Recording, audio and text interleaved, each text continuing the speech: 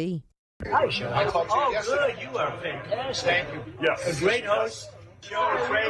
Listen to his show. Absolutely, 95.5. One mic.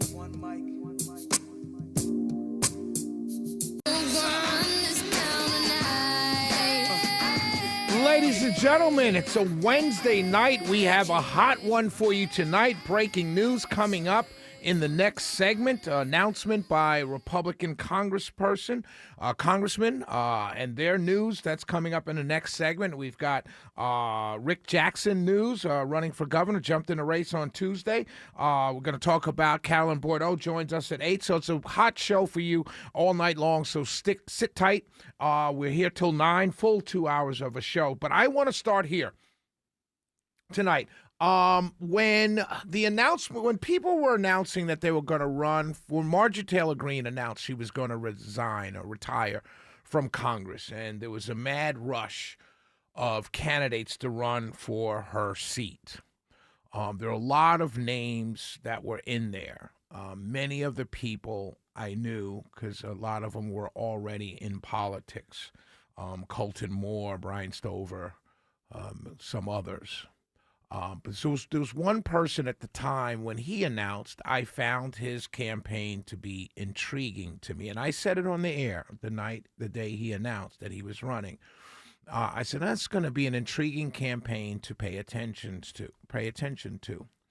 So now you have a race with a jungle primary, March 10th, I believe. Everyone is qualified. Qualifying is passed.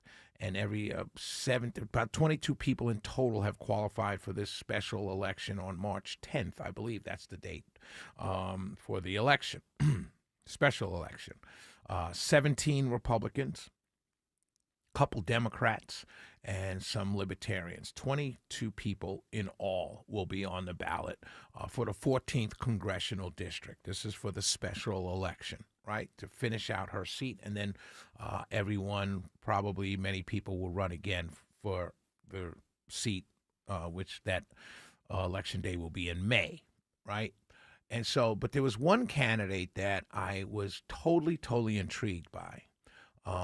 And I thought, I'm going to pay attention to this campaign. Now, I've paid attention to all the campaigns. I've watched what many of them were talking about. And I will say this, there are some impressive candidates. Colton Moore is an impressive candidate. He's got experience. Some of the others are impressive candidates. There's a DA out there who's an impressive candidate. But there's one person that I think that I would like to see win that race. And it's Pastor Tom Gray. I would like to see him come out of this special election winning that race in the 14th Congressional District. And here's why. We live in a world right now that is really just at each other's throats. We're just at each other's throats. We're arguing about things. We're fighting each other. The world is really, I hear my Republican friends on the right that say things like this is a fight of good versus evil, and my Democrat friends who are yelling at the Republicans that they're just racist and homophobic and anti-brown and black people, and it's just at each other's throats. And very rarely do you hear an argument over policy, right? You just hear name throwing and bombs being thrown, verbal bombs being thrown at each other. And I just really think that at this stage in our country, where we are now, 2025, February, that we need a calm voice, right? A calm voice that's conservative, right? That's going to vote on conservative issues, but it's not going to be a Trump acolyte. It's not going to throw verbal bombs. It's not going to call people names. It's not going to go up to the Capitol and fight on Twitter and things like that. But it's going to be a calming voice of reason. And I think that's Tom Gray running in the 14th. And I guess you can call it Shelley's endorsement, if you will. He's a conservative. He's going to vote Republican. But he's not going to be a yes man. And I think that also what we're going to see is that we're going to see someone that has a heart. And I think conservatives win when we display that heart. And I hope I'm not hurting his chances by saying this, but this is what I see. This is what I would vote for if I lived in the 14th.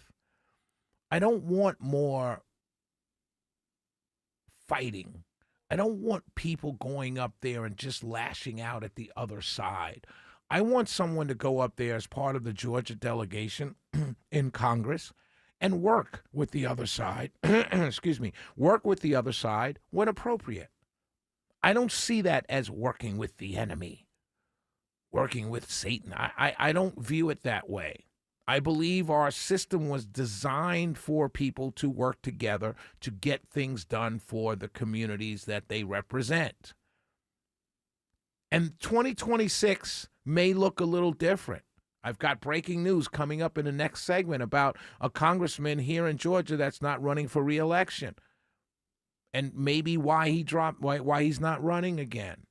2026 may not be the overwhelming Republican House majority that it hasn't been for a while. And in that case, how does the 14th get what it needs if the person that's there is simply going to be a Trump light or just a Republican sitting on the sidelines? How are you going to get anything done if you live in the 14th Congressional District, if you're not in the majority? Well, you're going to need someone that can work across the aisles to get those things done that you want done. Doesn't mean they vote against your interests, but part of a congressman's job or congresswoman's job, for those of you who may not know this, it's not only just to cast votes. It's to bring money back to the district. The federal pie is divided up, and you go to Congress and you bring money back. Well, you can't bring money back if you're not willing and able and trusted enough to talk to the people who probably will be in charge of the Congress, at least for the next 2 years after the elections in November, unless that person is viewed as a serious person. And I believe that's Tom Gray. He would be looked at immediately as a serious person when he gets there. He's not going to be looked at as some kind of social media star, as a Twitter star, as a YouTube star. He's going to be looked at as a serious person who the people of the 14th voted for to send to Congress.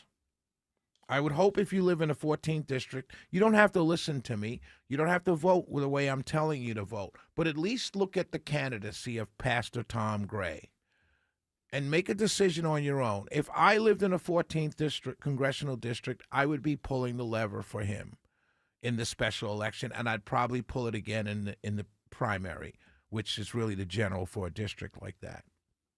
I like him. He's a good guy. I've met him. I've talked to him, and he comes across as truly who he is, just a good dude who wants the best for the world, who wants the best for this country, who wants the best for Georgia, and who wants the best for the 14th Congressional District. So my endorsement in the 14th Congressional District goes to Tom Gray, and I hope you guys will listen because at the end of the day, this stuff matters. Shelley Winter Show. We'll be right back. 404-872-0750, 1-800-WSB-TALK.